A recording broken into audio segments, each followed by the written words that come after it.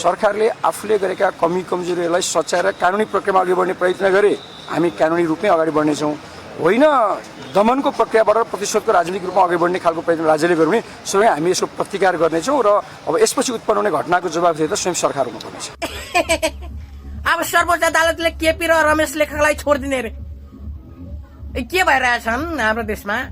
कानुन सबैको लागि बराबर होइन, अनि के भयो त? कसैले आँखा कसैलाई पाखा गर्न त मिल्दैन। तर यहाँ कुरो के छ भने अब सर्वोच्च अदालतमा तिनीहरूकै भरौटे गुहानेहरू छन्। अब सबै रमेश लेखक र केपी ओलीकै पक्षमा थियो रे। अब बाहिरबाट लड्न पाउने के घण्टा लड्न पाउने? कानुन सबैको लागि बराबर होइन।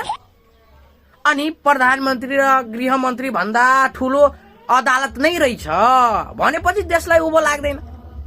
अब त देश गइसक्यो। यिनीहरू हुन्छन् भने अदालतमा, यिनीहरूको पार्टीको मान्छेहरू हुन्छन् भने यो देश कहिले पनि अगाडि बढ्दैनन् भनेपछि जस्ताको त्यस्तै हुने भयो। अब नयाँ कानुन बनाउनु पर्छ, यसलाई कसरी समाधान गर्नुपर्छ अब गृहमन्त्री र प्रधानमन्त्रीले सोचेर सम्झेर र यो कानुन किन बदलिनु पर्छ भने अब उनीहरूकै हातमा छन्। अब यसलाई नबदलेसम्म देश कहिले पनि उभो लाग्दैनन्। खत्तम, बाई बाई, टाटा, खल्लास।